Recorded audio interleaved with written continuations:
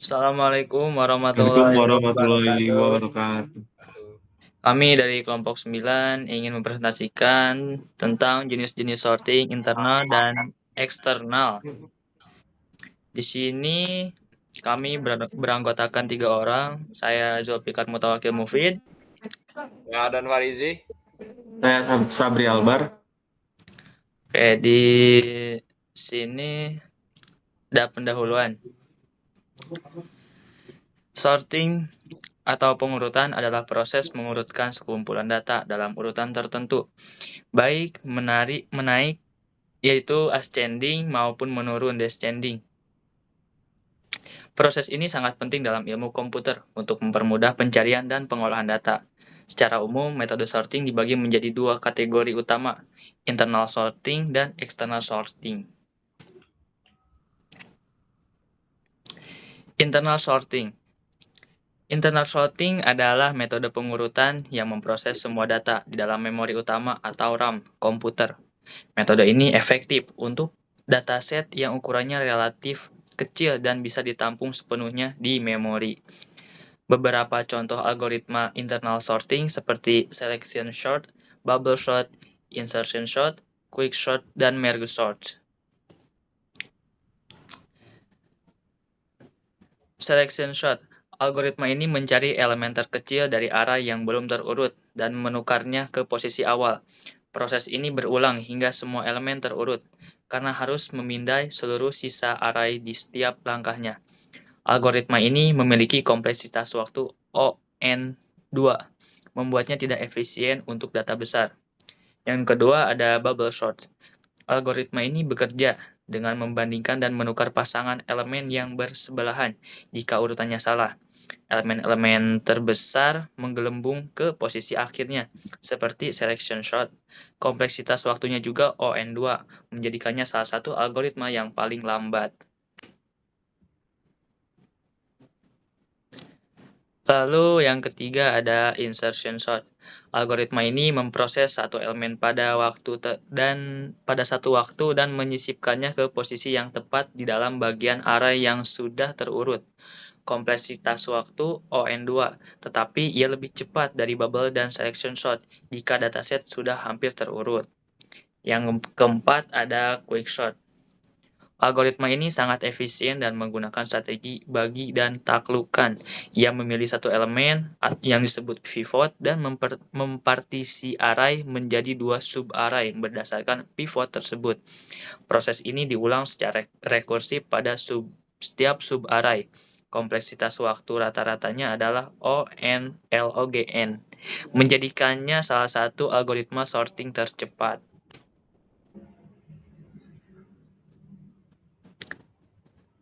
Lalu yang kelima ada merge sort. Algoritma ini juga menggunakan prinsip bagi dan taklukan. Ia memecah array secara terus-menerus menjadi sub-array terkecil, lalu menggabungkannya kembali secara terurut. Kompleksitas waktunya stabil di O(n)log(n) untuk semua kasus, sehingga sangat andal dan dapat diprediksi kinerjanya. Ya, kelebihan dan kekurangan internal sorting. Kelebihannya cepat, seluruh data diproses di memori utama di RAM yang membuat akses dan pengurutan jauh lebih cepat daripada menggunakan media penyimpanan eksternal. Sederhana, algoritma lebih mudah diimplementasikan karena tidak perlu mengelola transfer data antara memori dan disk. Kekurangannya, keterbatasan ukuran data hanya bisa digunakan untuk data yang ukurannya kecil untuk dimuatkan sepenuhnya di dalam memori. Ini tidak cocok untuk data besar atau big data. External sorting.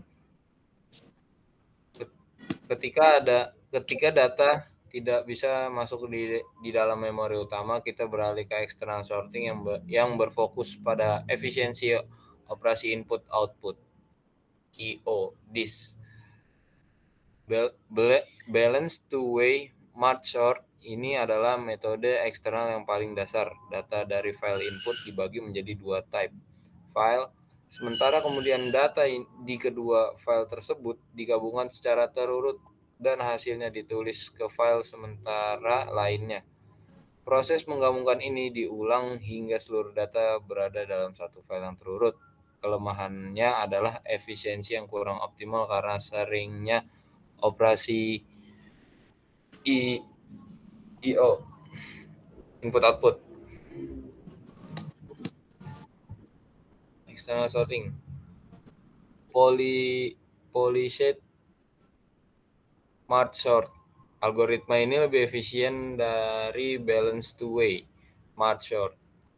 Ia menggunakan skema menggabungkan yang lebih cerdas dengan mendistribusikan data ke lebih dari 2 file sementara dengan pola tertentu, biasanya mengikuti deret Fibonacci.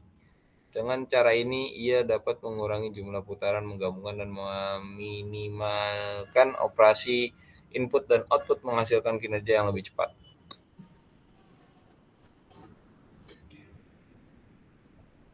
Kelebihan dan kekurangan external sorting. Kelebihan, skalabilitas, mampu mengurutkan dataset dengan ukuran yang sangat besar, bahkan terabyte yang tidak bisa ditampung di RAM. Terus yang kedua, menangani big data, merupakan solusi penting untuk pengolahan data besar karena dirancang khusus untuk bekerja dengan data di penyimpanan eksternal atau disk.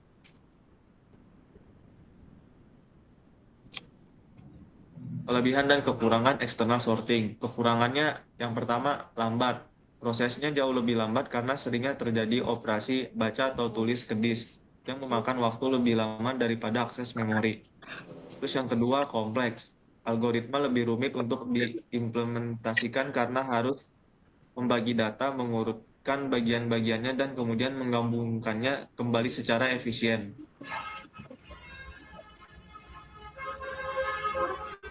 Terus di sini ada studi kasus.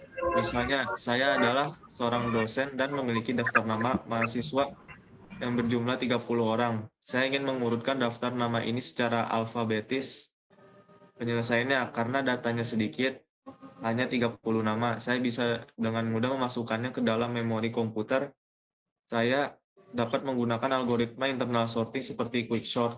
Algoritma ini dapat memproses seluruh daftar di dalam RAM dengan sangat cepat. Dalam hitungan detik, daftar nama akan terurut.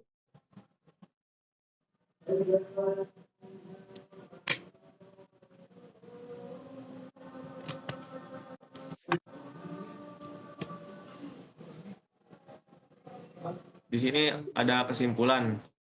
Kesimpulannya, penyortiran data secara umum terbagi menjadi 2 kategori utama berdasarkan lokasi pemrosesan data. Penyortiran internal digunakan ketika seluruh data dapat ditampung dan diurutkan dalam memori utama atau RAM komputer. Algoritma seperti quicksort dan merge sort sangat efisien untuk tugas ini karena memiliki kompleksitas waktu rata-rata. Sebaliknya, algoritma yang lebih sederhana seperti bubble sort, selection sort, dan insertion sort memiliki kompleksitas waktu O(n)2 yang membuatnya kurang efisien. Di sisi lain, penyortiran eksternal digunakan ketika ukuran data terlalu besar untuk dimuat sepenuhnya ke dalam RAM. Metode ini mengandalkan perangkat penyimpanan sekunder seperti hard drive dan berfokus pada optimalisasi operasi input atau output. Sekian, terima kasih. Ya, sekian presentasi dari kelompok kami. Kurang lebihnya mohon dimaafkan. Assalamualaikum warahmatullahi Warahmatullahi wabarakatuh. wabarakatuh.